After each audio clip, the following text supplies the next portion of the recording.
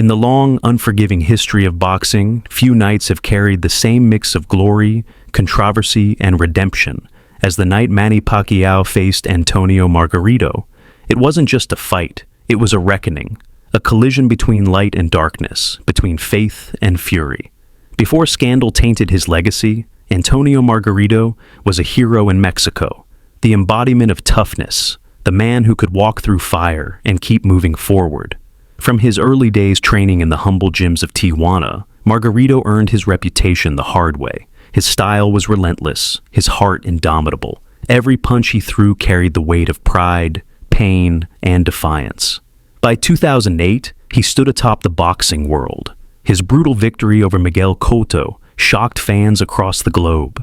Round after round, Margarito absorbed punishment only to return it twice as hard. Cotto, one of the sport's finest technicians, was overwhelmed. That night, Margarito looked invincible, an unstoppable force of will. But behind that triumph lurked a dark truth waiting to be exposed.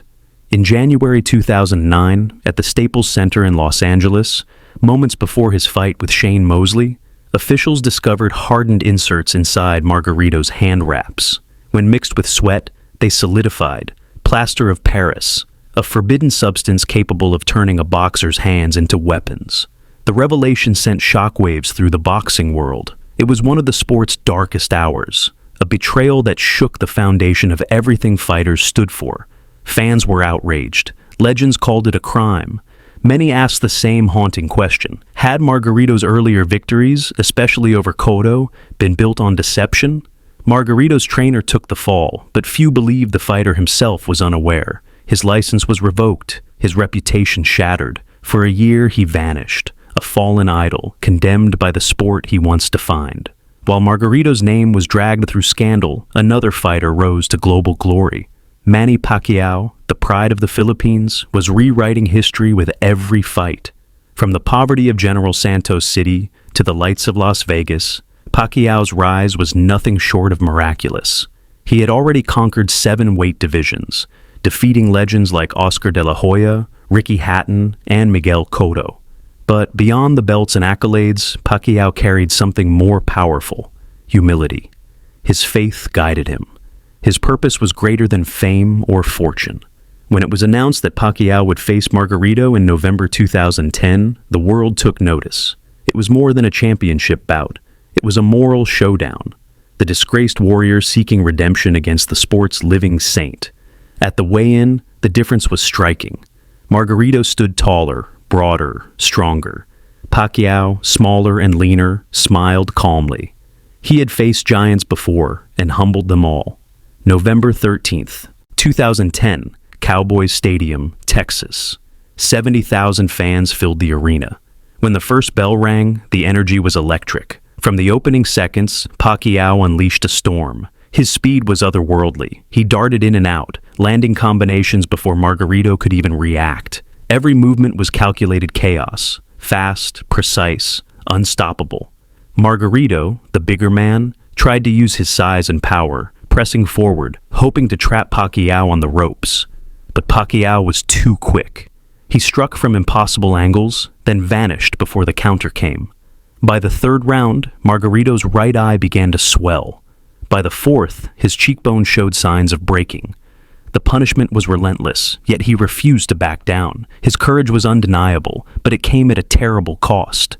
Round after round, Pacquiao's fists found their mark. The smaller man dominated every exchange, his combinations landing with surgical precision. Margarito swung wildly, each punch slower than the last, his vision fading. In the 6th, he absorbed dozens of unanswered blows, but kept walking forward, blinded, battered, unbroken. In the 8th, he caught Pacquiao with a clean body shot that momentarily slowed the champion. Pacquiao grimaced, then smiled. What followed was a flurry of punches that seemed to defy physics, a storm of speed and power that left Margarito reeling. By the 9th round, Margarito's right eye was completely sealed shut. His face was grotesquely swollen, his vision reduced to a blur. Ringside commentators pleaded for the fight to be stopped. His corner stayed silent. The referee let it continue, and then something extraordinary happened. Pacquiao began to show mercy. Even as he dominated, he held back the full force of his punches. Between rounds, he glanced at the referee, almost pleading with his eyes, enough. But Margarito wouldn't quit. He fought on, driven by pride and defiance, a man refusing to surrender to the judgment he knew he deserved. When the final bell rang, the crowd erupted. Margarito stood beaten, bloodied, and nearly blind. Pacquiao, exhausted yet composed, bowed his head in respect. There was no celebration, no arrogance, only grace.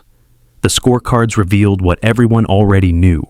Pacquiao had won every round, capturing his 8th world title, an unprecedented achievement in boxing history. But this victory was about more than belts or records. It was about justice, about redemption, about grace overcoming vengeance. Margarito left the arena that night with a fractured orbital bone and permanent damage to his vision. He fought a few more times, but he was never the same. The punishment he received from Pacquiao was poetic, a consequence written not in scandal, but in sweat, precision, and integrity. Pacquiao walked away unchanged by pride, his humility intact. He praised Margarito's heart, never mocking, never cruel. For him, victory was never about humiliation. It was about purpose. Years later, fans still talk about that night, about the courage of a disgraced warrior who refused to fall, and the compassion of a champion who refused to destroy him completely.